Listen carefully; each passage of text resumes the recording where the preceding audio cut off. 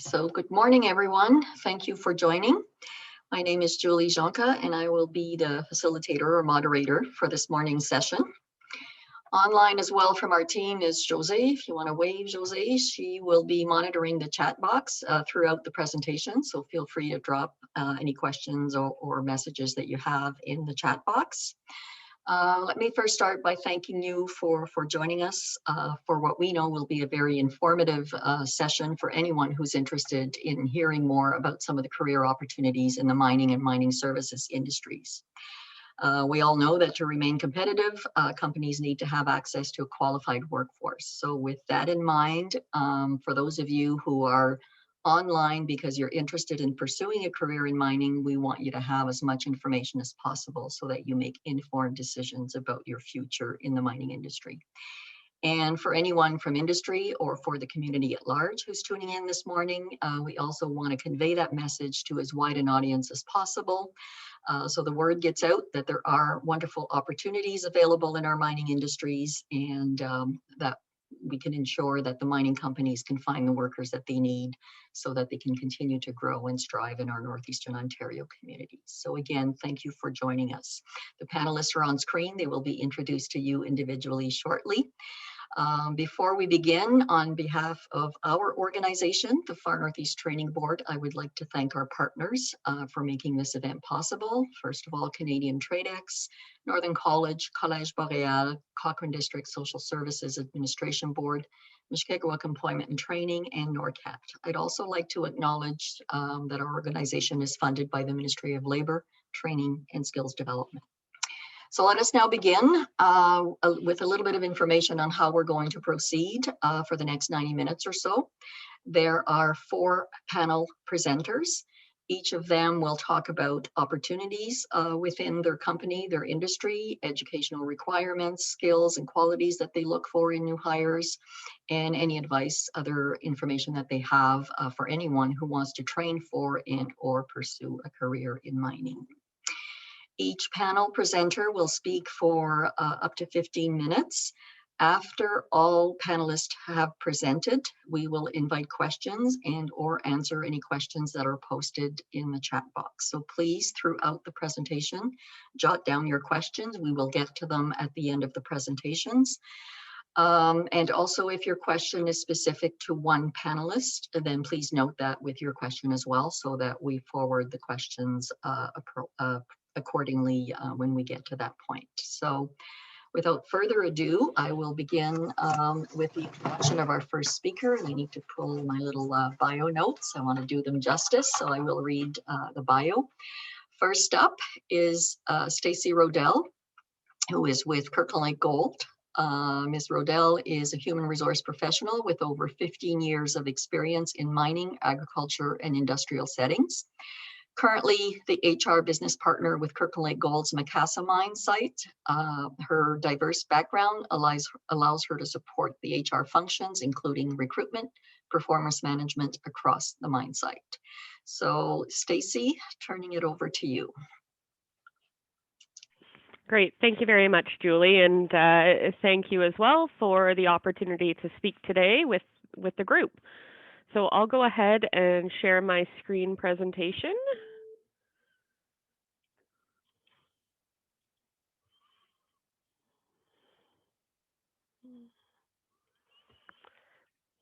So that can be seen.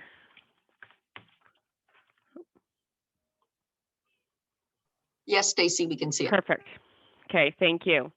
So to start things off, I wanted to actually speak about going back about 5 years in time here. I actually was from Southern Ontario at the time. The mining industry was something that really I hadn't given any thought to. I had worked in agriculture and industrial, and I really didn't understand what the careers path and what career paths there was in mining. So, you know, I had the stereotypical mining perception. So we thought of mining, we thought of dirty, you know, manual labor, miserable old men was when I spoke to someone what they thought of as well. Dark, cramped, confined spaces, dangerous. and no real opportunity for careers, and basically an uneducated, low skill workforce. Um, what I quickly learned upon joining Kirkland Lake Gold was this is not at all what mining is in any shape or form. Yes, it's dirty. That part is always going to be there. There is dirt. Um, but the diversity and the dynamicness of mining was actually what attracted me to it. Um, so, what mining actually is, it's teamwork. It is individuals coming together for a common goal, collaboration. It's professionals. And that doesn't necessarily mean in the sense of white collar, but these are individuals who invest their time. This is a career for them. And on the most part, people take that very seriously and they commit to the roles that they're in. Advancing technology. So, mining, of course, is one area where we're constantly at the forefront. And I know with Macassa, with lowering our net zero emissions and our battery gear, we are constantly trying to move forward, as well as with remote mucking, etc. We always want to stay ahead of the curve. Safety at the forefront. Mining does have dangers, yes, but the mine sites have a commitment to ensure that safety is always of the utmost concern, and we're taking every precaution to eliminate those hazards associated with it. And one that was important to me, it's very community driven. So mining is an industry whereby there's a lot of impact within the community and a lot of giving back within the community. So, in all honesty, the paths you can take in mining are pretty endless. I've listed some of the departments here that we regularly hire in. What's important to realize about these is, when you see something like procurement, it doesn't just mean a buyer. Procurement can be a buyer, a warehouse supervisor, a warehouse attendant. It can be shippers and receivers.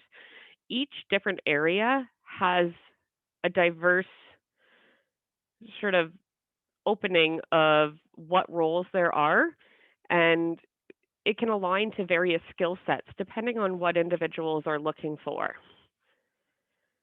So I'll talk a little bit about who Kirkland Lake Gold is. We, of course, are a Canadian-based gold mining development and exploration company. We're a senior gold producer, and we operate in Canada and Australia. And our gold production target for 2021 is 1.3 to 1.4 million ounces. We do have our corporate office in Toronto, and we are in the process of building a Canadian operations center as well, located in Timmins. So definitely are regularly looking in Northern Ontario. I specifically deal with our Macassa site, so based in Kirkland Lake.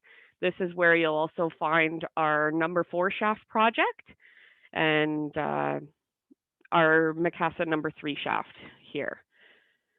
So at Kirkland Lake Gold, we believe that being environmentally and socially responsible is essential to the success of the company. We're committed to integrating and promoting sustainability into areas of our business.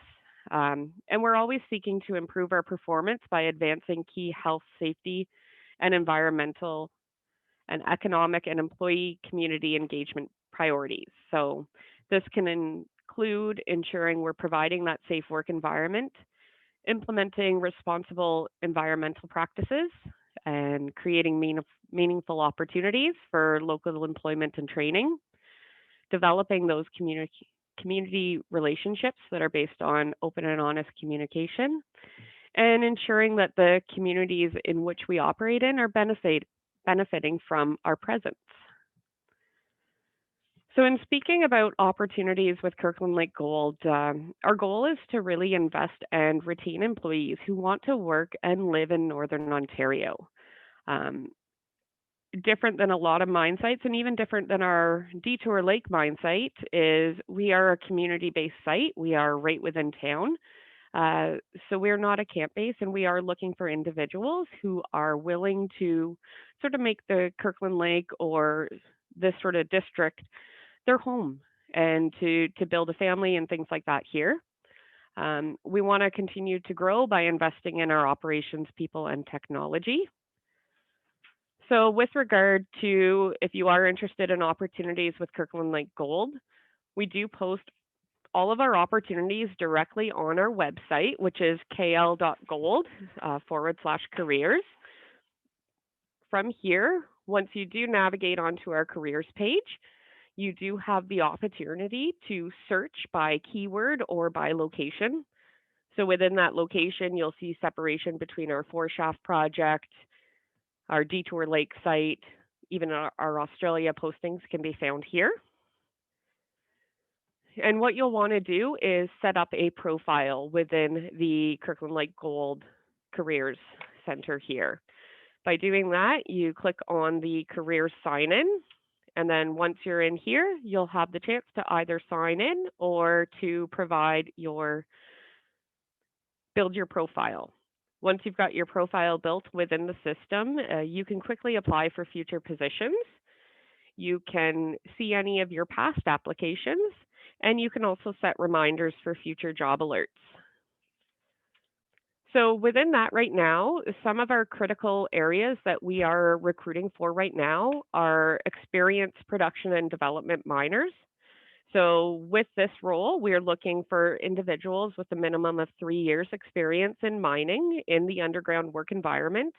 These roles are shift rotation roles. So with that, of course, you've got to be able to work on the 5-5-4 rotation. Some of the other critical vacancies right now, we are looking for licensed electricians. And with this one, again, we are looking for individuals who do have past experience working in that underground work environment. We're looking for mechanics. Preference is given to individuals who have heavy equipment technician or truck and coach technician background, or even automotive technician. The automotive can easily translate over into our industry with a lot of the changing battery gear and sort of the way we diagnose equipment when it is underground. And then the other thing we are looking for is geologists and geologists in training. So within both exploration and production, we are looking for individuals with that geology background. So working at Kirkland Lake Gold, we do provide competitive wages, group insurance, and pension programs, and we do have lots of training and development opportunities. This also includes internal postings and things like that. So if individuals were looking to transfer between sites, there's opportunities. And then we do supply PPE as well. We do as well, for those looking, we do still have summer student opportunities for this summer. Our remaining opportunities are in our surface operations, our effluent treatment plant operation, and our warehouse environment. So again, just like any of our others, you can apply directly online in our website for that. And you do have to be at least 18 years of age or older and returning to post-secondary education in the fall. So what are some things that our recruiters here are looking for individuals when we do look at the resumes? So a focus on safety. This includes the safety not just of the employee, but of them recognizing safety of their coworkers and those around them. We want people to come into the mine site and act as an owner of safety within the company. We do operate in a very hot, humid environment, so individuals need to be able to recognize, signs of dehydration and sort of be able to self-manage themselves underground, and when they're working in sometimes alone or with just a partner, they've got to be able to recognize and put that focus on safety before production. So communication skills is another key one that we're looking for. It ties directly in with safety in my viewpoint as well. We need to be able to clearly communicate our concerns, questions, and instructions within the worksite. And that includes providing that feedback, having that open communication with the supervisor. Commitment is our third one, and commitment can mean a few different things. So the first being, are you physically present? So do you attend work regularly and on time? We are looking for people who are going to report every day. We understand things do come up, but we do need a commitment to safety. We can't have someone calling in the first day of every run or things like that. And commitment also means what your level of commitment is that you put into the role. Do you just show up and do the bare minimum and essentially pencil whip on your 5-point safety card and just jot it down? Or do you actively engage in it and put your thought and your effort into it? So are you committed to the role? And lastly, self-awareness. So the self-awareness is basically the ability to focus on yourself and how your thoughts or emotions do or don't align with your own internal standards. So recognizing where you may have areas to improve and being able to identify and work on those moving forward. So, in part of the instructions I had when joining this, it was some advice about getting into mining. So the first one I have for applicants is don't give up. There is a lot of opportunities in mining. We also have a lot of applicants trying to get into these roles, especially the entry level. Keep in mind, we often are posting both internally and externally at the same time. So if you don't hear anything, it could be that the position's been filled internally ahead of time. My second point of advice is learn about the site. Know what's happening at that site. Have an idea of some general information about the site. And it doesn't necessarily mean research our website and spout it off word for word. When I say learn about the site, what I would say to do is talk to individuals, talk to people that you may know that work there and get some information. Follow up. Don't be afraid to follow up with the HR team. And one of my most important ones, and I can probably speak for a lot of recruiters with this one, is apply for the right roles. I'll be honest, we often get applicants who will apply to every single vacancy that we have in the company. It does not set yourself up for a positive impact from our recruitment team. We can see with setting it up online, we can see what roles you're applying to, and if it's just sort of a blanket application to everything. Make sure you're looking at the position, understand what the position is and how your skill set applies to it. Don't just apply blindly. That's not the way to get in. So this is one of my most important ones. Make sure you're applying for the right roles within the company. And if you're not quite sure what that role, if you've read the description and have maybe some follow-up questions, especially in the professional setting when it comes to engineering and things like that, don't be afraid to ask questions. We do have a team here. It sometimes may take a day or two to get back to you, but we will do our best to follow up and, make sure that the role is something you're truly interested in and understand the details. So that, with Kirkland Gold, our Macassa site is not a camp base. So make sure those details are understood before you're actually putting that application in. And that's just a little summary there with my contact information at the end.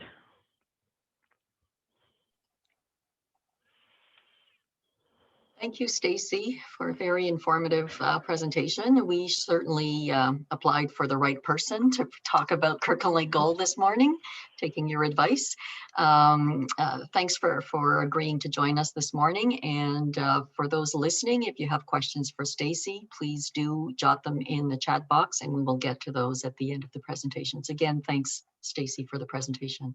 Thank you. Next up is, you're going to unshare, please. Yep. Next up is Stefan Mayotte.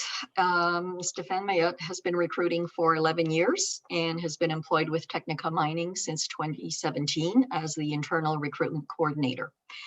Technica is looking for a wide range of people with varying skill sets related to mining and trades. They're always eager to hear from people with strong core values who are looking to start or continue their careers in the mining industry. So Stefan, I will turn it over to you. Thanks for having me first off, and I'll be able to kind of piggyback off of what Stacy was saying. It's interesting how Kirkland Lake is a mining company that obviously owns mining properties. Technica Mining itself does a lot of the same type of work, but we are a mining contractor. Basically, all that means is that, we do all types of work from construction mining, development mining, shaft mining on other people's properties. So that's a little different avenue, but at the end of the day, a lot of similar work is being done. A little bit about Technica. We are a locally based mining contractor out of Sudbury, but we do a lot of work in Northern Ontario, specifically in and around the Timmins area, working a lot with the local mines in that area. To go back to some of the things that was presented here in my introduction about what we're looking for, what the company is about. Core values is one of the really big things that we run the company by. Respect, integrity, courage, honesty, humility. All these things are very important to the people that we have working for us, and it's something that we really look for in people that we are considering. As much as we need people with experience for these different types of roles, people that are coming in with specific core values is something that aligns really well with our company. The other thing is coming up with, innovative solutions to complete some different types of jobs, whether it's construction jobs or development jobs. It's coming up with these solutions to do this work and to do it safely. Mining there's a lot of risks in mining, but they can certainly be controlled if everybody is aware and trained properly. It's safety is never going to be jeopardized in any of the work that we do, and we won't stand for anybody that is willing to do that. So it's very important for us. To touch on here some of the more specific services that we do provide. Again, construction mining is what the company started on. It's really our bread and butter, but we are not limited to simply construction mining. We do a lot of development and production for our clients, shaft maintenance, servicing. We do also offer engineering services. We have mine finance, and then something that's a little bit newer to us as well is as a contractor, we have a large fleet of mining equipment that we own. So we are offering equipment rentals for our clients. Scoops, trucks, bolters, boom trucks, scissor decks, all these different types of gear. We've also recently opened a surface drilling division. So that's just another expansion of Technica to cater to more of the open pit mining, and then certainly road construction in these different avenues. I'm going to get into a little bit more about the roles that we have with the company, what we're looking for. I think that's what a lot of us are here for. I'm going to talk to everyone about the point of view as a recruiter. I'm basically the first point of contact for any applicant. The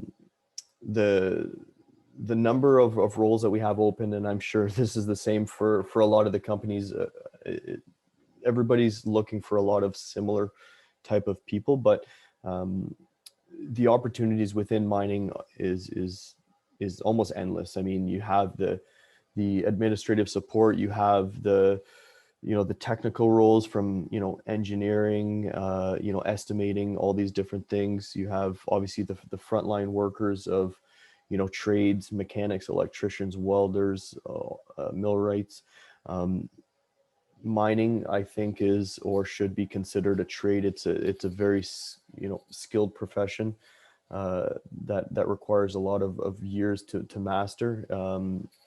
So we're looking for all of these types of workers, you know, supervisors, things like that. And I can touch on it again, as I mentioned, you know, we are looking for people with skill sets that can do the work, but people that align with the core values of the company is huge for us. You know, somebody that has really strong core values will show up, you know, just as well, if not better, than somebody that has all the experience in the world. It takes more than just experience to get a job done. We are also seeing the shortage that we're in for the labor market. So we're offering a lot of training opportunities. We have a program right now where we're putting people through underground training. Some people that have experience that they've gained in other industries that would be transferable. So we are looking at people that way, and then you know, those individuals who have these other skills along with the core values that we look at is really big. And we're providing underground training that they may have not had the opportunity to get, or you know, sometimes it's hard to justify leaving a current role to take a chance on something like this. So this is some of the other stuff that we're doing. Students is another big opportunity for us. We hire as many students as we can every year to you know, to come in and support roles, whether it's you know, students coming from trades backgrounds or technical backgrounds, engineering, being able to work on projects for, you know, supporting you know, procurement and planning and scheduling and all these different things. So that's big. We have a lot of students, a lot of full-time people within the company that started out as students.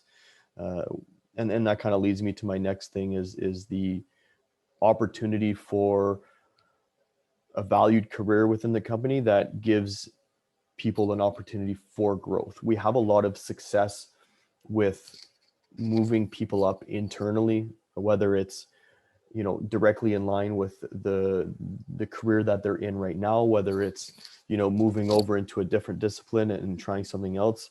I can give a number of different examples. One of my favorite ones is a licensed electrician becoming a jumbo driller. You know, so we don't limit anybody. We certainly give everybody that chance to move up. We have open lines of communication with supervisors to have these discussions, so people, you know where they stand, why they're in a particular area, what they need to do to advance within the company, and make a plan to get there.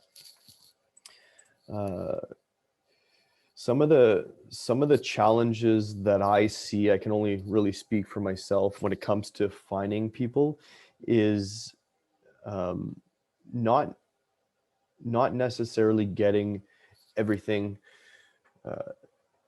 that an individual is capable of. So what I mean by that is, you know, when you're applying for a job, don't be scared to be specific as to what you're applying for, what your intentions are, what your goals are. That's what a good cover letter is for. It kind of tells us everything outside of the resume as to why you're applying, what you're looking for, what you're looking for, and then providing with other documentation outside of your resume. So mining is a really good one. I mean, if you're a miner or you're looking to get into mining, if you have Common Core, apply with your Common Core transcripts. If you're a tradesperson, applying with copies of your designations and things like that. The more that we can get all in one shot is going to make things go a lot quicker. It's going to separate you from other applicants if you're doing this. So that's some of the the challenges I see with people applying. I know Stacy touched on this as well. If you apply for one job, we get your resume. If you apply for multiple jobs, we get all those notifications saying that it's basically been a blanket application. So don't be scared or shy to be specific with what role you want and why you're applying with it. So that's probably the biggest thing. And then, having people understand that, mining it's a rewarding career. I'm an individual that doesn't come from a mining background. I got into it with Technica. You know, you can actually make a really good career in mining. There's so many different opportunities, so don't be scared to get into it. Learn more about it, do some research, ask some people. You know, I think the perception or the information out about mining is what I think we're lacking as an industry. And certainly something that we're all working on, but it's not everybody that knows that you can have that good career in mining. It wasn't very long ago that the only way you got in, or it seemed like the only way you got in, is if you knew somebody. It's not like that anymore. It's there for the taking. So like I said, don't be shy to go for it.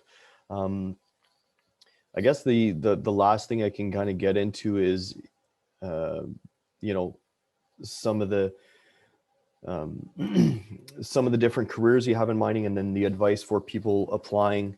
I'm probably going to repeat myself to what Stacy might have already said, but be specific, follow up. The reality of things is when you're getting, you know, hundreds and hundreds of applicants, you're trying to do a couple things. You're trying to stand out, and then the follow up allows your application to be at the forefront. It allows it to be there. People are going to remember who you are.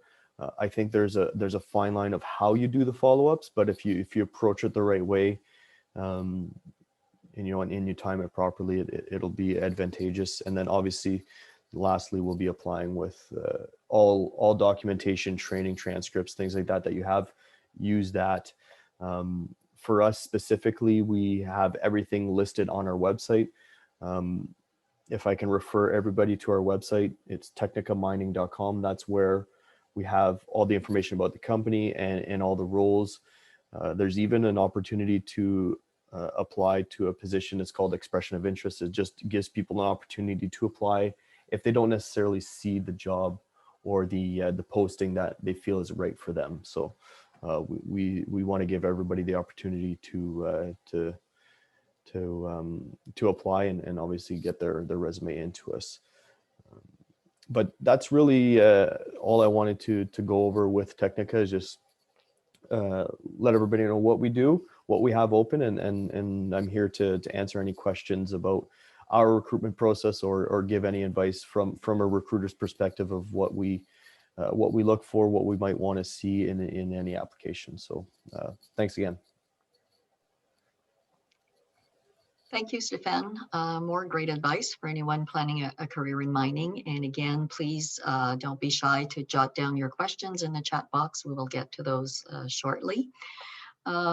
Next up, I will introduce Ken Stewart, who is the Manager of Training and Development for, oh, no, I changed the order on you. Sorry about that, guys. So Jamie was up next. Let's follow the proper order. So Jamison Powell is the business organization lead at the Bucket Shop. He is a business executive with extensive expertise across marketing, finance, and management spectrum, including marketing, product management, financial reporting and management, promotions, public relations, communications, and stakeholder training.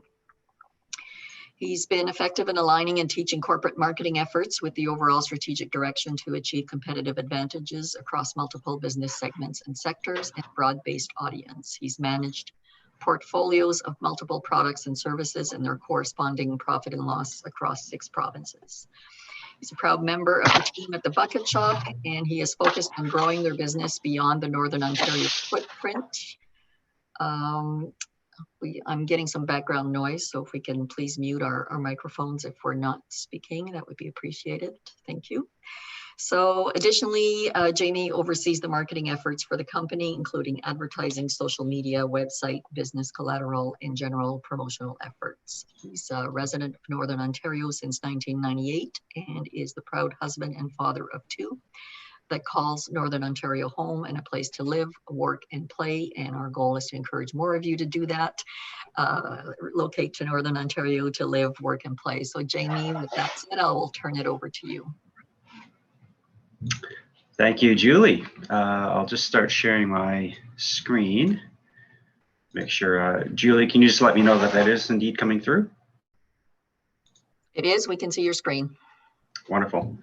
So also thank you to Stacy and Stefan for setting the stage. They both represent sort of direct mining companies, and we are in the mining supply and services field, and 98% of what we do serves the mining sector. So I know both of their companies very well. We do a lot of work with them, and we'll certainly extend on what they talked about and for setting the stage about some of the requirements for workforce needs and skills for the mining sector at large. I'll step through a little bit about who we are and what we do, some of the specific skilled trades that we have within our environment, and then a little bit of a view of the industry at large, the mining sector, and the opportunities that exist in Northern Ontario. So on that note, here we go. So first of all, hello and welcome. Bonjour, bienvenue, and wache anin. We want to acknowledge that we are sheltering in the place of the traditional lands of the Matagami and Matachewan First Nations in Treaty Number 9 region. And I'd also like to acknowledge the Council of the Métis Nation of Ontario. First of all, real quickly, who are we, the Bucket Shop? The other logo that you would see in the north is Steel Tech, and that's one of our divisions. I'll touch on the differences briefly.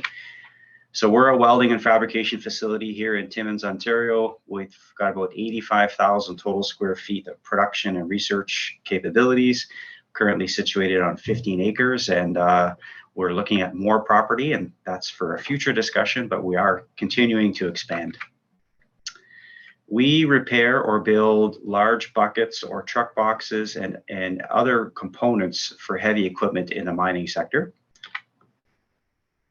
We've been operating since 1989, and our employees have peaked at about 140. We rely on predominantly welders and millwrights for our production environment and our field environment as well. And the field, kind of like Stacy alluded to, that there are some mines that operate in municipal boundaries where you can stay at home. Other ones operate in more remote areas that have a camp environment. And we have field welders that would visit those mine sites for support. And finally, we are very proud to say that we operate a very diverse and inclusive environment. We're multilingual, we're multicultural, or multi-gender, and we have great relations with our Aboriginal partners in the north. And there's just a quick photo of one of the inside shots of our state-of-the-art production facility. So what I'd like to go over real briefly, in hopefully 15 minutes or less, are some of the opportunities that exist within the Bucket Shop and Steel Tech, some of the skills that are required to fulfill those obligations. What are some of our challenges? And ours is not just the Bucket Shop, but it's the industry at large. It'll be a bit of a repeat of what Stacy and Stefan have already said about the labor challenges that we've all experienced. And this is my huge shout out to the Far Northeast Training Board and Julie and team that in the last couple of years have given us data to work with the 10-year forecast of the labor challenge that exists. And now we have evidence to show how challenging it is to get our hands on good people. And finally, the advice for potential new employees of either the Bucket Shop or the mining sector at large. So let's talk about some of the opportunities that exist with us. First of all, the types of jobs that exist, and I'll steal some of the information that Stacy had said, that the perception of mining or skilled trades, and in our case, a welding kind of job, has a stereotype to it. It's most people still see it as a dirty, monotonous, tough job. And there are times when it can be that. But as a welding and fabrication facility, sorry, we just had a fire alarm go off. I may have to exit the building. If somebody knocks on my door, Julie, I'll let you know. So I'll continue until I get interrupted.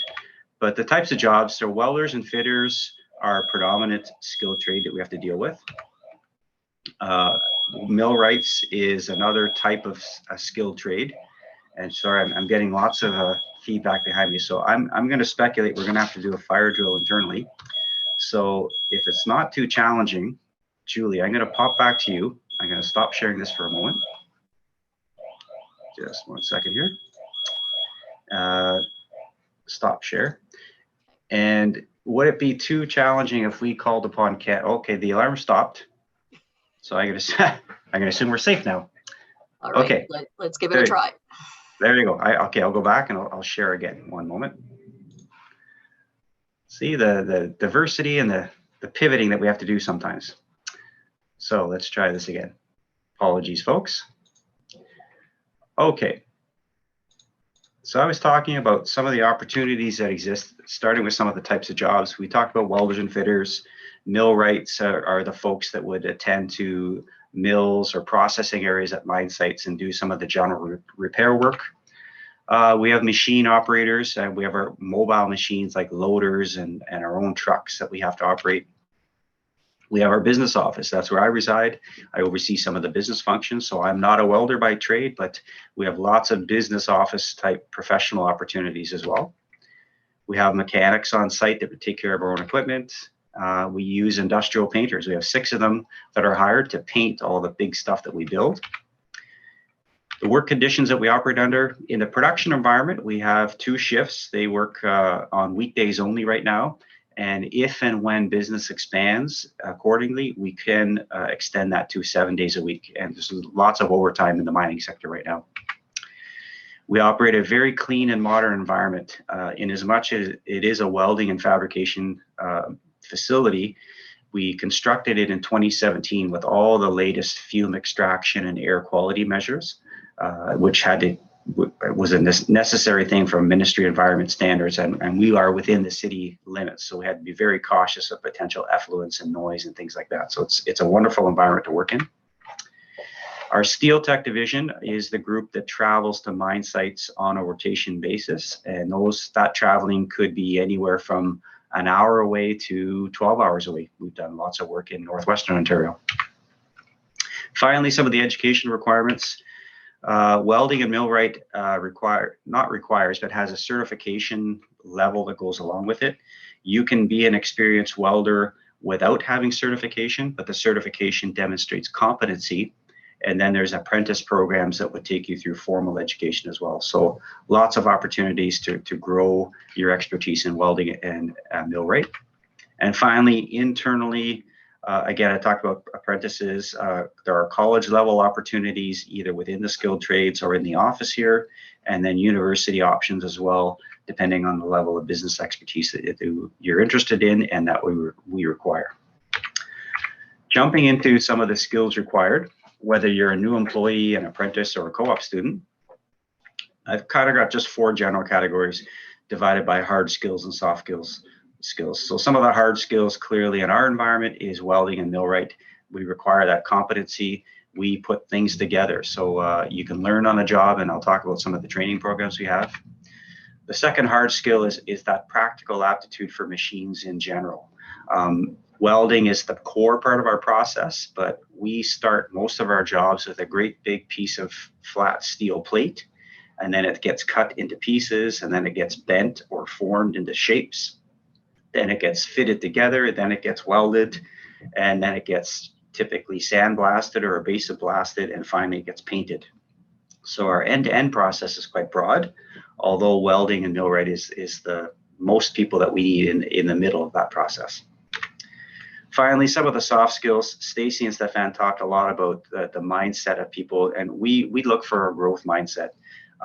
We do need people of expertise that are quite willing to just come in and do their job and do, let's say welding very well.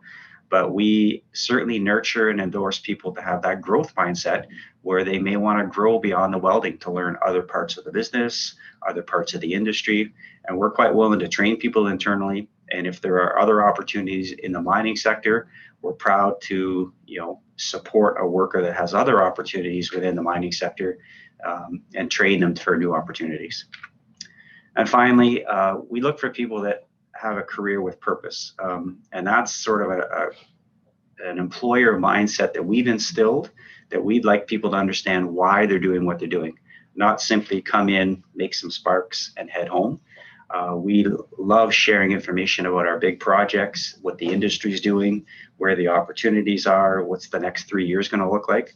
So we've tried to create an environment that's a fun place to work and has a lot of future opportunities with it as well. Moving into some of the recruitment and retention challenges, and I'm taking information again, pat on the back for Julie and team at the Far Northeast Training Board for providing us this industry data. But we have a critical labor shortage, and really for the next 10 years. Northern Ontario has a challenge with our aging and retiring workforce, and our population is declining. Our families, we're not having lots and lots of children, And some of our children that we do have are leaving the area to pursue either careers or education outside Northern Ontario. So it is a big challenge to deal with, and every sector is being impacted, particularly the mining sector. Secondly, there are jobs without people and people without jobs. So that's just a bit of a mismatch of where the skills are, but where the jobs lie as well. And thirdly, there is a bit of a misalignment of the educational curriculums and where the career opportunities are. Specific to Northern Ontario, roughly 40% of the jobs available are in the skilled trades. Yet, using Ontario stats here, only 26% of those potential jobs have people in a curriculum that could fulfill those jobs. So, I'll use an example. The school system trains lots of doctors, lawyers, teachers, and nurses, but there may not be jobs when you graduate. Whereas if we could train 40% of students in skilled trades, that would be a virtual guarantee of jobs at the end of your educational sector. So that's what I mean by that misalignment of curriculum and career. Moving on to a bit of recruitment and retention, our 3 pathways approach. So from recruitment, we have organic growth, and by that I mean we provide internal training and we do a lot of regional recruitment for welders and millwrights and painters and whatnot. Secondly, we have strong Aboriginal partnerships. So we've actually built our own dedicated training in-house for Aboriginal women right now to learn welding and get full-time employment on our shop floor. And thirdly, we've subscribed to an immigration strategy. In no uncertain terms, Canada needs more people, and we've already hired 6 newcomers from outside of Canada to fill roles in the welding sector. So there are job opportunities, and if there was more people locally, we'd hire as many as we could, but our demand is so high that we've actually had to go outside of Canada. In terms of retention, some of what we do is to retain people is we provide a strong compensation package. The mining sector is a great place to be employed within. The overall compensation package is on par with any other sector there is out there. Secondly, we have a really wonderful state-of-the-art environment. It is, I like to say to people, we're not your typical welding shop. When you come inside our building, it's a perfectly modern business environment matched with a modern production environment. It's clean, it's healthy, it's got the latest of everything. So it really is a great place to work. And finally, we have a future growth plan. We have a lot of big contracts within the mining sector, and we're developing plans to not only support mines, but support some of the original equipment manufacturers, like some of the big names you might have heard of is Caterpillar or Komatsu. So we do work with those large companies, and we also do a lot of work with the end mining customers as well. Finally, stepping into our advice for careers in mining. First of all, the next 50 plus years looks very strong, with Timmins right now as the new hub of mining in Ontario. There's a lot of new mines opening up. Actually, that's kind of my next line. Several new gold mines are developing or expanding just in Northern Ontario. We have a new nickel mine ready to come on board, which is ready to support the battery electric vehicles throughout the world. The Ring of Fire, popular topic in the news and has been for many, many years, but it's finally on the horizon, and there's some infrastructure being put in place to finally get that operational. And that has a 80 to 100-year lifespan associated, which will mean great things for Northern Ontario. We bring value to the industry. So as I said before, skilled trades make up about 40% of the available jobs, and several other skill sets are required. And finally, and this is right from the mouths of the province of Ontario and the federal government, that Northern Ontario is really a global gem. We have fresh air, fresh water, lots of trees, and lots of space. So we've absolutely been targeted by many countries, not just companies, around the world as a great spot to set up new business. So if it's representing the government's speech here, we are being looked at as being the next best place to live, learn, work, and play. So for anyone interested in a career, you're doing it at the right time, and in Northern Ontario, you're considering doing it in the right place. And I think that's all I had. So thank you, merci, et miigwech. And like everybody else, if there are questions, certainly put them in the comments or the questions field, and we'll take care of them as soon as we can. Thank you, Jamie. Merci for providing not only an overview or the importance of the jobs in mining, but also the importance of Northern Ontario and considering it as a place to live. And I'm glad that your fire alarm was a false alarm. Me too. Thank you. All right, moving on to our next presenter, and sorry, my apologies for the mix-up in the introductions earlier. I had the order mixed up. So we'll now get to Ken Stewart, who is the Manager of Training and Development for Northern Ontario at NORCAT. Ken, in his role, is focused on the delivery of health and safety programs and developing regulatory frameworks for many of the world's leading mining companies operating in Ontario. He has an accomplished work history in health and safety and continuous improvement in mining and other resource sectors. Prior to NORCAT, Ken was employed with Barrick Gold, holding a variety of senior roles. He served as Barrick's operational effectiveness superintendent, where he facilitated all the procurement, business improvement, health and safety training. He was also the signing authority for MTCU programming and performed continuous improvement duties to aid in the development of a safe and efficient workplace. So Ken, I will turn it over to you. Thank you, Julie. Following Stefan, Stacy, and Jamie's going to be a tough act, but hopefully I can add some value, and I hope people are taking notes. They've given some great advice ahead of me. So options in mining. My layer work here would be good. There we are. Okay, so a little bit about NORCAT. So I was really appreciated core values as well. NORCAT, we have some major core values. We also have priorities that we look at. We are the global leader in training development. I'll explain that more in the slide deck. We're the global one-stop shop for all that is the future of mining, technology, innovation. We do simulating training as well, mostly out of our Sudbury, our Levack mine. We have a dynamic, exciting workplace that fosters collaboration, continuous learning, and development. And quite often, the companies we work with, the trainees we have provide a lot of that continuous learning for us and with us. And above all, we celebrate. We promote our success in the leadership by listening, highlighting, and sharing the stories of our clients' successes. And I can't wait till I get to the last couple of slides. My good friend Jamie in the bucket shop, it's been a great training partnership with what they have been doing there. So when I talk about one-stop shop safety, what do we do at NORCAT day in, day out? All of our offices, and we have 4 of them in Ontario, working heights. We are in the construction business. On my street alone, I think there's 3 houses getting shingles done this week. So we do that program. It's a 3-year, it's good for 3 years. Then we come back, we can do a refresher program as well. Joint health and safety training, we do that twice a month. For anybody that is aware or not aware, any company over 20 employees, you need a joint health and safety committee. Okay, it's been mentioned 2 or 3 times about the Ministry of Training College University. It's now, as Julie said, Ministry of Learning, Training, Skills Development. If you are doing any signing off for those modules, you need a certified trainer that would provide that training, and then the signing authority would sign that person off. So we do that probably about 3 times a month, honestly. It's a requirement that we're going through a rush for right now. And things kind of cycle. What's cycling right now out of my office here? Aerial work platform. That there kind of piggybacks on working heights. If you're going to be using an elevated work platform, aerial work platform, you need working heights. So even today, we set up training for in Kirkland Lake tomorrow to provide that training for a subcontractor to Kirkland Lake Gold. A forklift training, we provide that as well. One of the mines, they specifically reach out to us to ensure the skills development of their trainees, their employees is up to par. Then I'd like to talk about the customized training we do. So the soft skills, some use the term.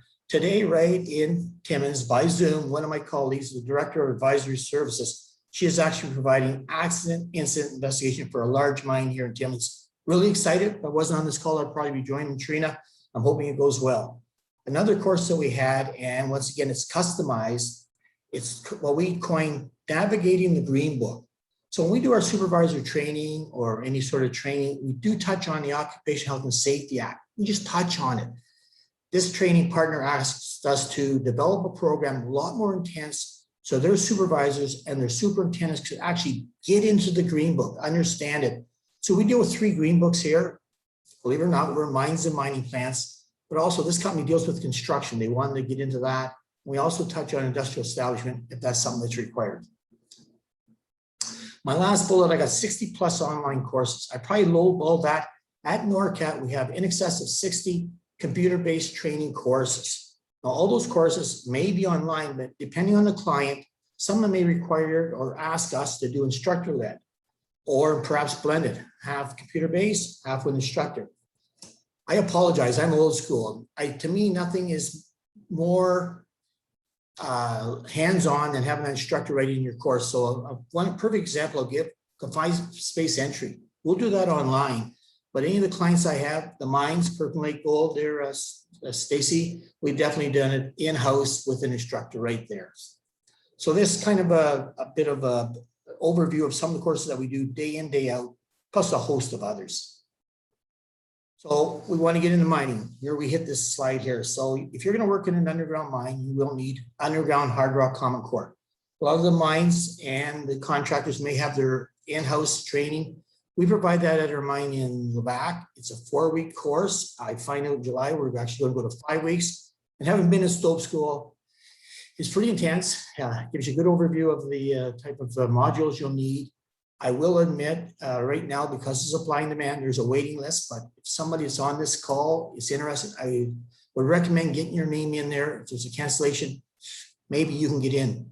The other one that we do is the Diamond Driller Assistant Common Core. I should add it's surface and underground. And NORCAT, to me, my 7 years NORCAT, they're all about training partnerships. We have a great training partnership with Bort Longyear. This is their business. They are custom, they're leading the way on that. And also, I think everybody's touched on it. You may not really get into be the jackleg miner or whatever, but there's other avenues to get into mining, and perhaps diamond drilling might be something to consider. The third bullet I have there is the underground service type common core. So that's designed for the people that are, say, your electricians, your carpenters, your mechanics, your millwrights. It's only 2 days. There's kind of a half a day where you'll do the online theory courses. Then once again, out at our mine in Levac, then they put you through 4 of the basic common core modules. The next 2, for those that may want to work on surface, and great careers on surface. Surface miner common core. So 3 basic modules there to get you on surface. And the mirror image of that, I do have a lot of friends, they have no interest in that. They want to work in a process plant. They want to be where the gold is. So if that's where your interest is, we do run a mill common core program. It's 4 of the basic modules. So those are both 1-day courses. My last bullet there on the common core training, it's the generic and the underground supervisor common core, the frontline supervisor underground. So if I can take the liberty, and our CEO's dialing in, to me, the generic supervisor common core is the flagship common core training at NORCAT. When I worked for Barrick Gold, I actually took it, went through the process. It's rock solid. It's 7 modules. It meets the MLTSD checklists. And the underground frontline, it's 2 extra modules, an engineering and a geology module as well. So generics, 3 days. The underground supervisor common core is an additional 2 days, 5-day course. Pretty intense, but we need our supervisors well trained. So that's kind of an overview of the common core program we have at NORCAT. So my next slide, I titled it In-House or In the Field Training and Development for Clients. So these clients there, they actually will have us either do the training in-house here as a third party, or we may go to their mine sites, or it could be an ACO trailer. We've done that before. So if I can start off, my top left corner for me, first speaker we had, Kirkland Gold. Kirkland Gold, which took over Detour Gold, huge training partner for NORCAT. I can't overemphasize that enough.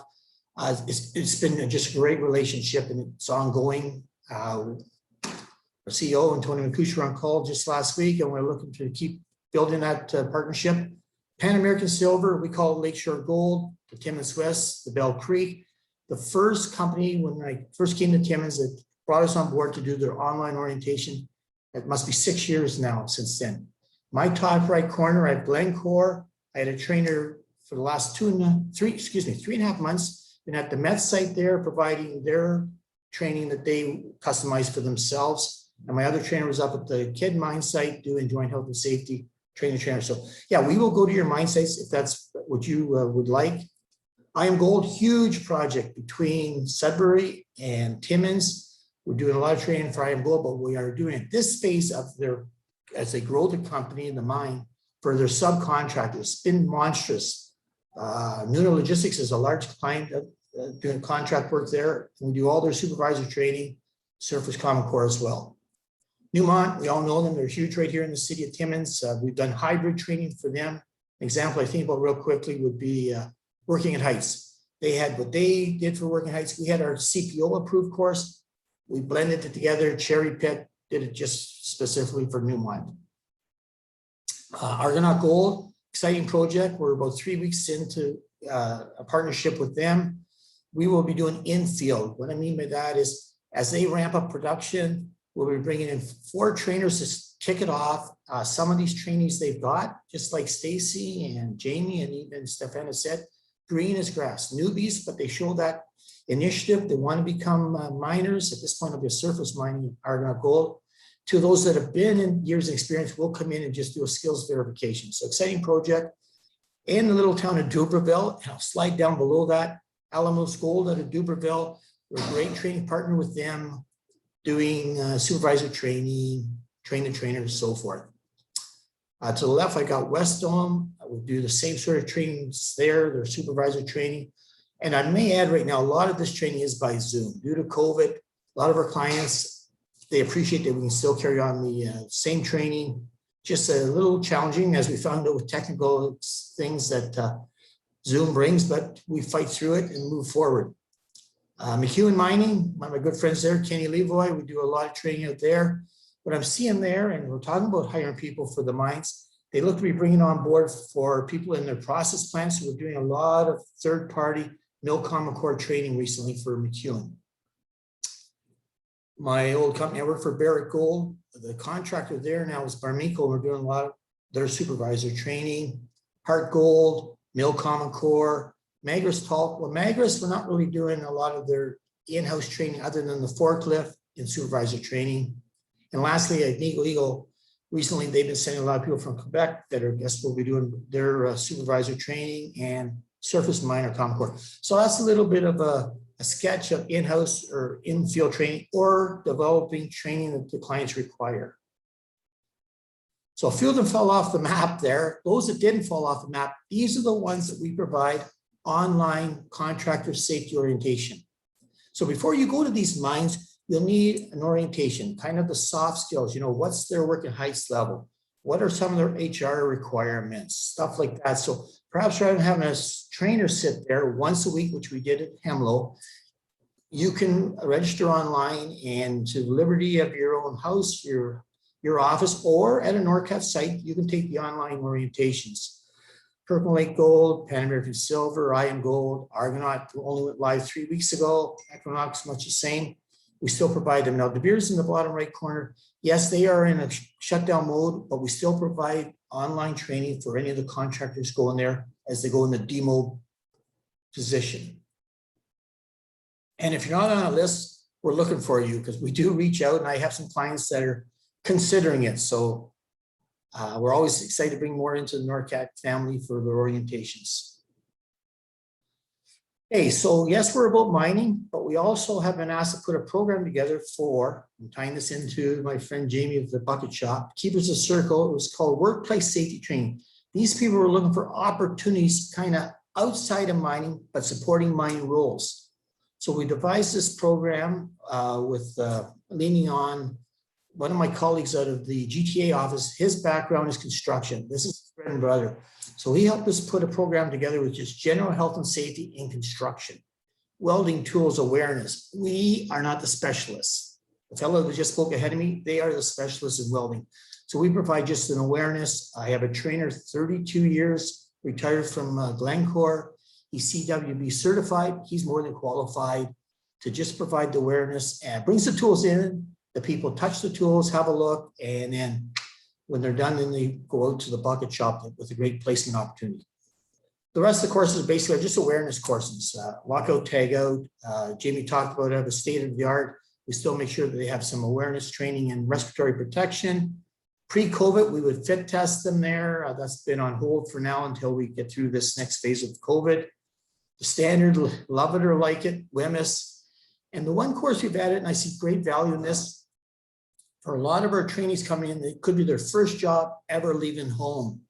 We have provided a workplace violence harassment awareness. This is 2021. There is no room for bullying, harassment in the workplace. We give them an overview that it will not be tolerated. Listen to Stefan and Stacy and Jamie. I'm glad to see their core values They're big on inclusion, diversity in their work sites. Here we are. This is the great opportunity I was talking about. The bucket shop. I know coincidentally Jamie's on here. I cannot sing enough praises. I'm new to Timmins, 7 years. I speak to my senior management team. The bucket shop is a leading company in the city of Timmins and region. So Mr. Woodward, Jamie, and these 3 young ladies here, I know them by first name. Cheryl, I think, was our first trainee from here, graduated, got their PPE on, the smiling faces say it all. Great story. It warms me up. And I'm going to quote you, Mr. Pooh. 100% of the graduates have graduated with at least one CWB welding ticket. It demonstrates the competency in a welding type and the positions. Over the first 2 years, they've taught over 2,200 hours, taken these ladies through curriculum levels, introduction, intermediate, and advanced. And I may add, not only that, they stood the test of time. Mining might be a man's world. It may have been, not no longer. There's a lot of our ladies, the diversity out there, the inclusion is phenomenal. So kudos to them for sticking it out and making it happen. And I know being offline with Jamie's pretty proud of the work that his trainers have done with these gals, and some of the gals have gone through the program. So success for sure. So that's kind of a summarization of NORCAT Timmins. Like I do say, we do have 3 other offices, Thunder Bay, GTA, and Sudbury, but we work together. And once again, please reach out. We'll provide the training for these companies or for prospective trainees. And I think it was Stefan said that little bit of training may set you aside on a resume. So good luck. Thank you very kindly. And I look forward to if there's any questions on the chat line. Good luck. Mike has been good to Ken Stewart and his family. Thank you. Thank you, Ken, and thank you all of our presenters for providing some wonderful insight on the range of opportunities that are available in mining and the range of support that's available as well for anyone wanting to train for and or pursue a career in mining, and great advice as well to those who are in the process of thinking about planning a career in mining. We're right on time or almost. So we'll go to see if there are any questions in the chat box before we conclude. So Jose, did you get anything on your end? Yes, I have a few questions actually. All right, let's go ahead with them. Okay, I'll go with Stacy first. I have, does KL Gold have a virtual booth with the HR staff at this event? And somebody else asked roughly how many females work for KL Gold? So I believe we do have a booth happening at the event. I'll be honest and say I'm not 100% sure who is manning it, if it is from the Detour Lakeside or from our corporate side, but there will be someone available there. When it comes to females, we are diversifying and we are actually seeing quite a bit more females joining us in the trades as well as in the mine production, which is outstanding. I'll be honest, right now I don't have an exact number, but we definitely are growing our female workforce quite significantly actually in the past 3 years, I would say. Perfect, thank you. I'll go with Stefan at Technical Mining. Somebody is asking how active is your new drilling division, and are you finding it hard to get drillers? First part of that question, the drilling division is doing very well. Right now, for this season, this summer season specifically, we've taken on a smaller number of jobs to keep our current people in that division employed. We're actually considering at not taking any more work, depending on where we're at. I guess not to give the wrong impression, but it's a brand new division for us, and we certainly want to walk before we run. So we're making sure that we have a really good handle on things, make sure that all our procedures are in place, and that we're doing some of the jobs, some of the first few jobs, carefully and very safely. And we want to keep the same standard of quality as well that we have with our underground division. So it's going very well. There's no shortage of work, and as we kind of continue moving forward, there's going to be a lot of opportunities. When it comes to the people applying, I've been getting a lot of applicants within that division. We haven't had too many struggles when it comes to finding people, but I imagine that'll change in a hurry once we let the floodgates open and take on a lot more work. But again, the same process: get resumes in, follow up, be specific with your interest, and just keep at it for sure. Thank you. Jamie, at the bucket shop, how many Aboriginal women are entered in your program? Excellent. Oh, can I have an hour to answer? Do I have to be? No, so the program right now, we take 4 women at a time based on the amount of capabilities that we have, but we are doubling that as we speak. So we're going to be able to take 8 women at a time in the program, starting in October. And October is sort of the end of year number 2. We've graduated 36 women so far, with a total of roughly 50 welding tickets. So now year number 3 is going to be special, because not only are we going to have capability for 8 women, the program partner, which is Keepers of the Circle, is expanding their program mandates to include men and youth. And youth are by category age is 19 to 30. Now that's an application process that you go to Keepers of the Circle first, and then they vet the applicants, and then they come to us. So anyway, that's my very long-winded answer. Right now, 4 at a time, soon to be 8 at a time. And then we have 6 intakes, we call them, per year. So 6 times 8 for year number 3, we'll have 48 graduates of the program, of which some will stay with us full-time, and the rest will be in partnership with the rest of the mining sector to hopefully find placements for them there as well. So hopefully that helps. Okay, so this is a general question. Hello, everyone. My name is Max. I live in Sudbury. I am a mining engineer who graduated from abroad in Chile. I've been looking for a job in mining as a junior EIT for a year with no success yet. Do you recommend going back to school in order to get a co-op student placement in a mining company, then be hired as an EIT?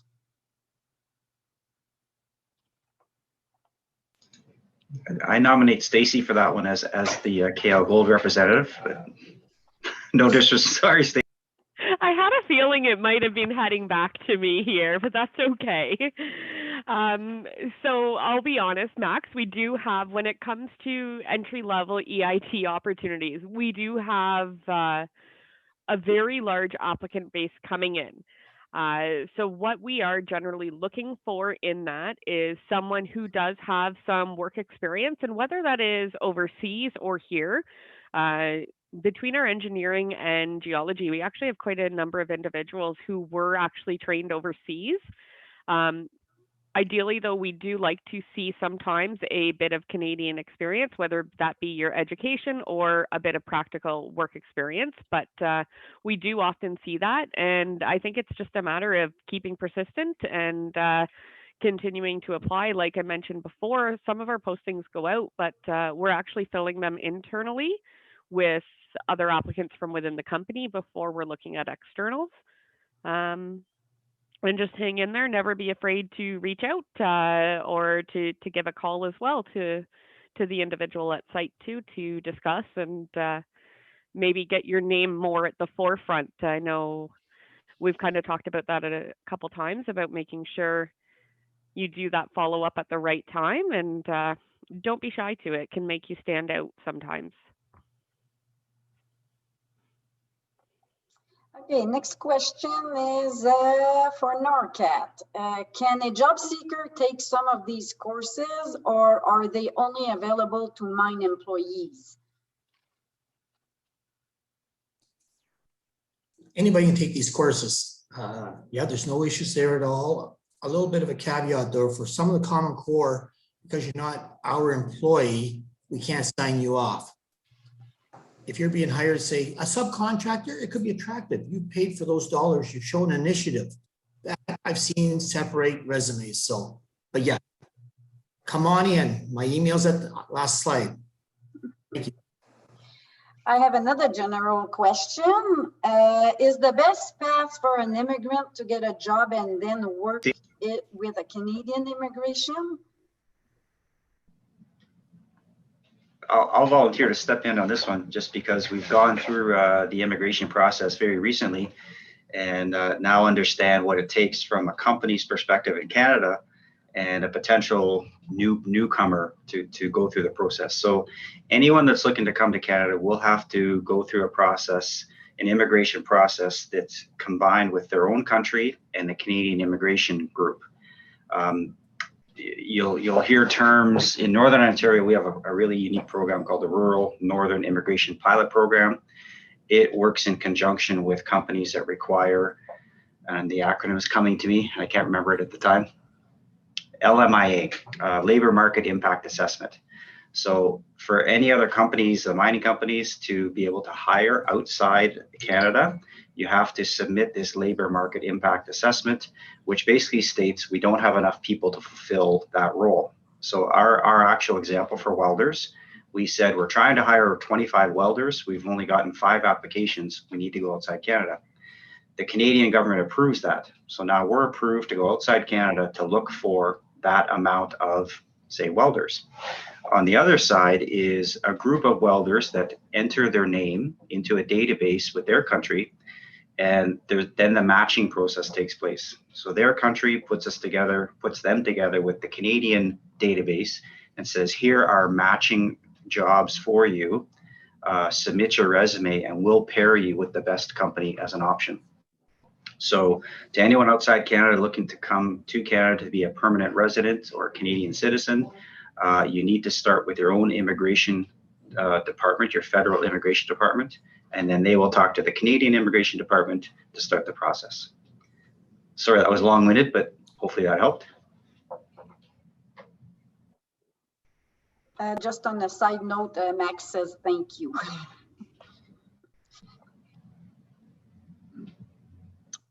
Ken, somebody wants to know how challenging has COVID been for your group for training? So, how challenging has it been? Maybe on the technological side, some of us with the gray hair, we didn't grow up with Zoom and stuff like that, but a lot of our courses are theory, no problem. I guess if there was just a small little one, if we can't send the training materials electronically, we got to send it in advance with FedEx and that, but no, I'm going to say no. Is a challenge? Sure. It's just, for people logging in. Yeah, bandwidth would be a thing. Yeah, I just got some out from Jose. Yeah. In fact, I'm going to be quite honest. I organized some training this morning for West Dome. Has to be when the person's at work, Jamie, because his internet is terrible at home. So that would be the one challenge I will sing out. I just got a new question for you, Ken, again. This is from Mike Diaz. Hi, Ken. As a sales rep, what training should I look at taking to be able to visit mines in Northern Ontario? Okay, good question. I think I have a good one-stop answer. Depending on the mines he wants to visit, please get in touch with me. I'll put him with my clerical staff. We'll get his delivery orientation, kind of the, Jamie would know the term, dog and pony show type of thing, we called it. So yeah, please follow up with me. I'll know which mines he's going to. As far as taking a common core as a sales rep, no, he doesn't need that. Perfect. And I have a general question. Is there schooling or training related to mining that I should look at? Stacy, yeah, please. Yep. I just unmuted. So yeah, I think this is a very, very general question. And without knowing the career path that you're looking into, it can be tricky. You can take some introductory courses into mining. If you're looking to get into surveying, you're looking at a mining engineering technician or technologist diploma. If you're looking into engineering, you're looking at the mining engineering, things like that. But again, of course, it really depends on what area you're looking into. In finance, of course, you're not going to need those. You're going to need your business administration. Same with purchasing and things like that. So it really depends where you're looking into. There's a lot of different fields that come into the mining, from chemistry, geology, etc. So it would really be dependent on what you're looking into. For entry level, though, no, you would not need that education to support that. We do look for a high school graduate, though, in that regard.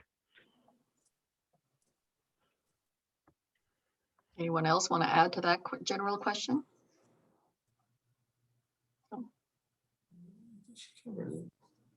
Any other questions, Jose? That was it from my end. That was it. So if there are no further questions, please keep an eye in case something else pops up, Jose, while I'll begin the wrap up. And if there are other questions, we'll just backtrack. So in conclusion, a warm thank you to all of you, our panelists, for sharing information on the opportunities in your industry. To those watching, as I mentioned in the introduction, if you are training for or planning to train or to prepare for a career in mining, we hope that this information was useful to you. There was some sound advice. Be specific, know what you're applying for, both in terms of the company you're applying for, where they are, where they're located, whether they're a site, you're going to be on site, or they're within the communities, as Stacy mentioned. Don't be afraid to follow up. Don't be afraid to ask questions. And as you probably know, if you're on this Mining the Abitibi site, there is a job fair going out for a good part of the day. So a lot more to learn from these companies and other companies who will have exhibits there throughout the day. So don't be shy. Look that up.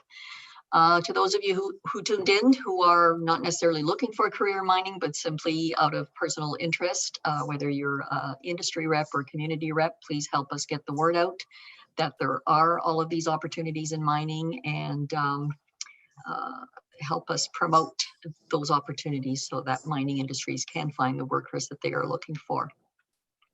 I'd also like to thank our partners that I mentioned in the introduction for making this event possible. And last but not least, obviously, everyone who tuned in, we really appreciate you taking the time to listen to the presentations this morning. Again, don't miss the virtual job fair. It's running for a good part of today. If you're interested in more publicly funded training opportunities or options for mining, we have another set of panel presentations slated for 1:30 this afternoon, where we will be talking to college reps and school board representatives about some of what they are doing on their end to train or groom the future generation of workers for the mining industry. So once again, a warm thank you, Stacy Rodell from Kirkland Gold, Stefan Mayotte from Technica Mining, Jamie Powell from the Bucket Shop, and Ken Stewart from NORCAT. And Jose, you have another question? Yes, I do. I just got one. This question is for Stacy and Stefan. Are applications from international candidate considered? How can an international applicant increase their chance of being selected? Thank you. I can go first here. Are international applicants considered? Yes. For us, they would have to be eligible to work in Canada, but are they considered? Yes. We have people that have been in that situation where they've come from outside of Canada and they work for us, some of which who still work for us. So I don't think that there's anything special to do other than some of the regular things that I've already discussed. For us, it's just highlight your skills, be specific on the cover letter as to why you should be considered, but would be essentially treated the same as any other applicant. And I can sort of tailor off that for Kirkland Gold. So very similar. If you are eligible to work in Canada, international applicants are definitely still applied, and it's often good to note that you should actually specify that on your resume to indicate that. Otherwise, we would be looking at similar to what Jamie talked about with the labor market impact assessment and having to go through that process if we were going to be supporting a visa process. and things like that. So there would be more steps involved if it was determined to be an area that we couldn't fill locally or from within the communities here. Thank you. Any other questions? No, I don't see none. Going once, going twice. If not, a warm thank you to all of you again for taking the time, and for folks listening, please do browse the virtual booths this afternoon and find out more and continue to explore your options in mining. Enjoy the rest of your day, folks. Thank you. Thanks, everybody. Thanks.